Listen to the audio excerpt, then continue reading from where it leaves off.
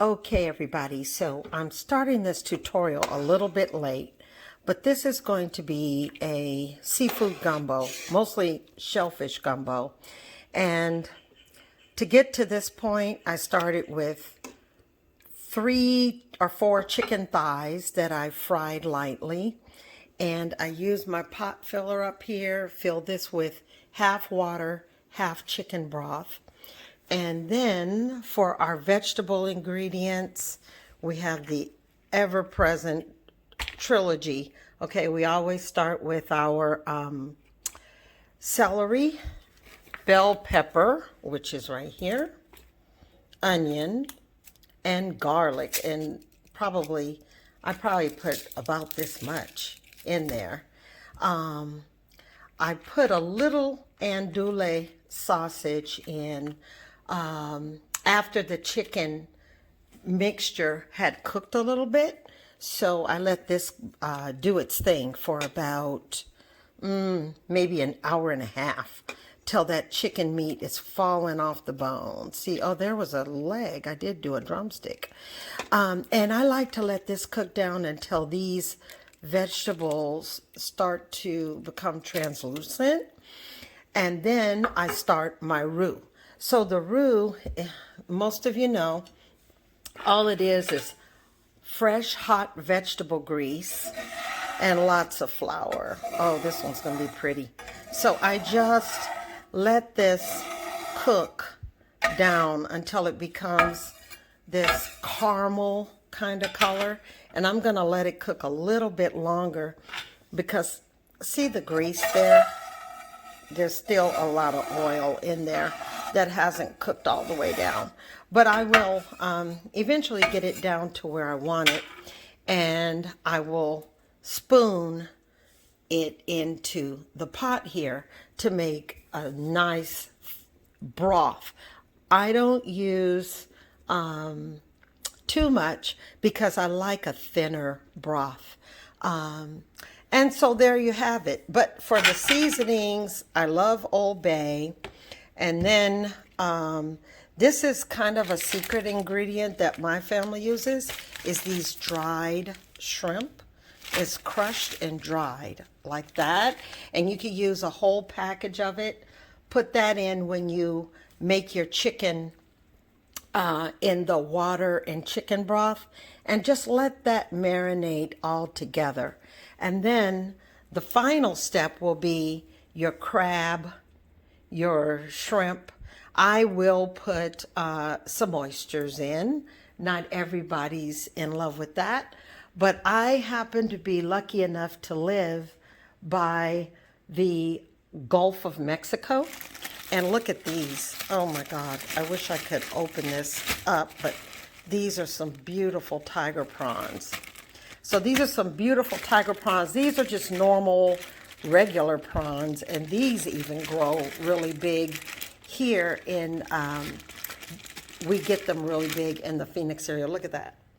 So I'll probably put these in first and then wait until I put my crab in and drop these bigger tiger prawns so that they stay nice and juicy at the end.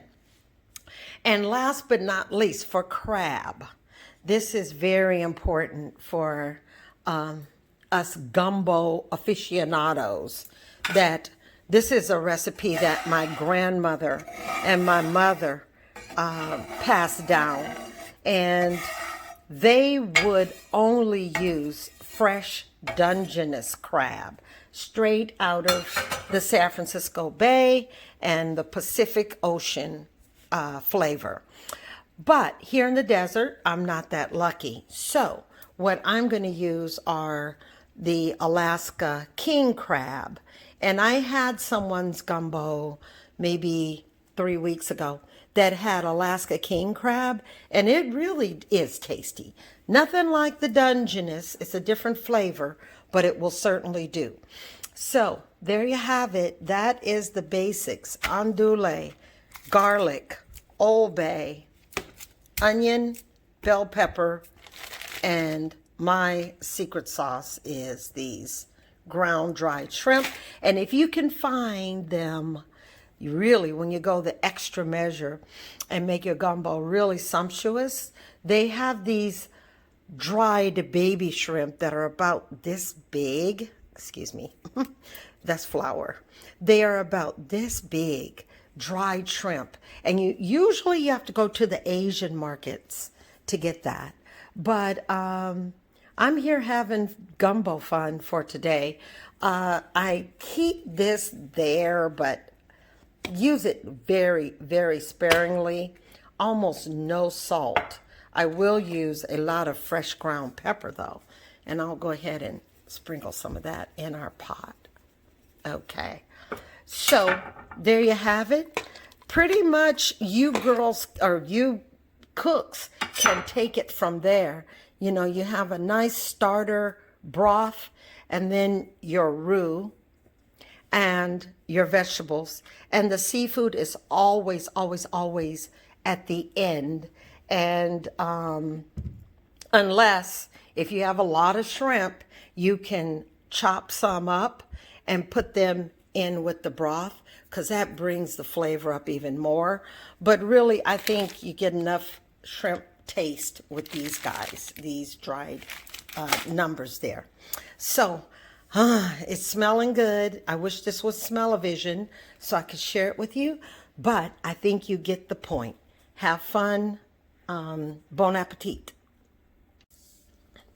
Okay, so this is part 2 of the gumbo episode.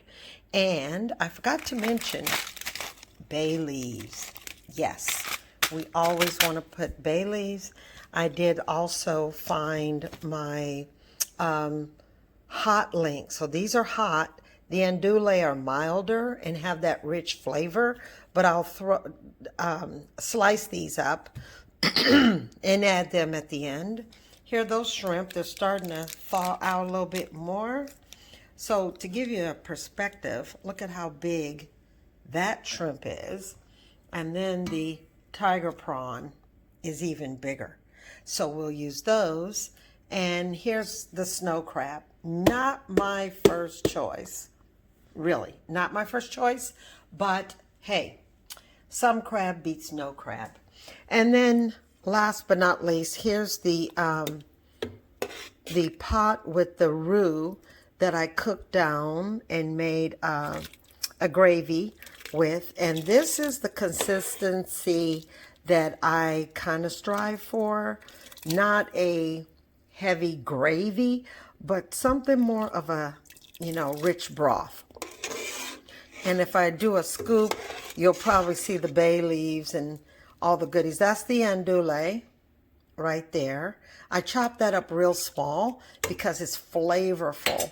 And then the hot links, for those people who really prefer not to have the kick, they can avoid it because I will slice them in sections, about that big, so that you can easily identify what is the hot sausage and not bite down into it.